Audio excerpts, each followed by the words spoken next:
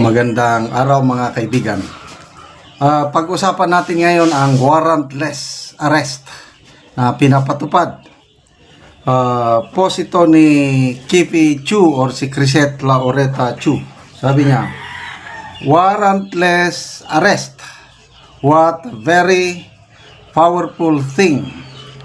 Make sure lang that you don't politicize this power at huwag lang kayong kumampi sa kaalyado ng Marcos Romualdez, ha? So, isinare ni Crisette ang post ng balita. Basahin ko ang balita. Pinapayagan ng Commission on Elections ang pagpapatupad ng Philippine National Police ng warrantless arrest para sa lahat umano ng mga individual na mahuhuli sa pamimili ng boto. Sa panayam ng Super Radio DZBB kay COMELEC Chairman George Garcia nitong Linggo, Mayo 11, isang araw bago ang eleksyon sa Lunes, Mayo 12, iginiit niyang naaayon umano sa batas ang kanilang direktiba hinggil sa warrantless arrest. Ito ang sabi ng COMELEC Chairman. Allowed ang warrantless arrest sapagkat yan mismo ay pinapayagan ng 1987 Konstitusyon at yung mga desisyon ng Korte Suprema, lalo pa kung yung aarestuhin mo ay quote in flagrante delicto o yung quote in the act sa harapan mismo ang krimen. Dagdag pa niya, Garcia, ang ating instruction sa PNP bilang aming deputized agent na kinakailangan pigilan natin ang pamimili ng boto. Wow! Sana totoo. Ano? Mang-aresto tayo ng mga tao kahit walang warrant of arrest sapagkat yan ay tahasang krimen na ginagawa sa ating mga harapan. Kasama rin daw sa maaring huliin ng pulisya ang mga botanteng mahuhuling nagbebenta ng kanilang boto. Giit pa niya, kapag nakasuhan kayo, hindi lang po yun kulong.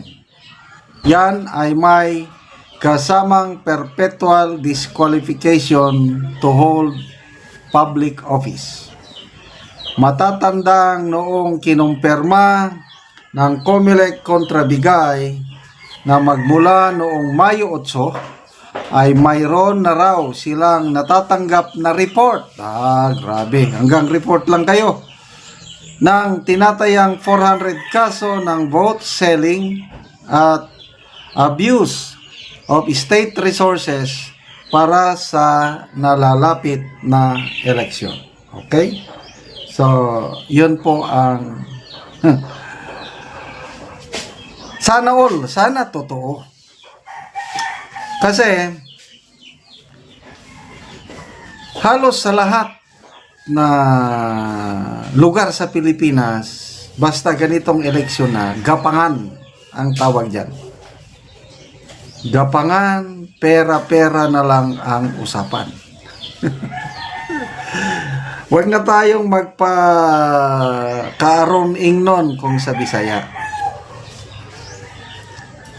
Grabe, talamak ang bayaran o bentahan ng boto basta nagkakaroon tayo ng eleksyon. Kaya itong panayam ito ng COMELEC parang I don't know kung alam ba nila yung nangyari. Sample na lang. Sa Zamboanga City, ibinalita na di umano nagkagulo lang sa ano ito, watchers orientation. Kaya lang yung mga comments na nabasa ko, nagkagulo dahil payout yun. Pagbibigay ng sobre na may laman na pera at sample balot sa loob, at nagkagulo, nagka-stampede at kawawa.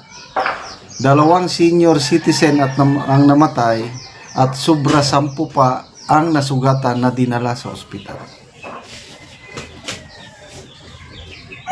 Sa bundok ngayon, yung mga tinutulungan nating Talandig tribe, nagsimula pa kahapon hanggang ngayon, naghihintay sila, lalo na yung mga designated leaders, naghihintay sa pera na ibibigay ng mga kandidato para naman yung makatanggap na leaders i-distribute niya sa mga nakalista sa kanya.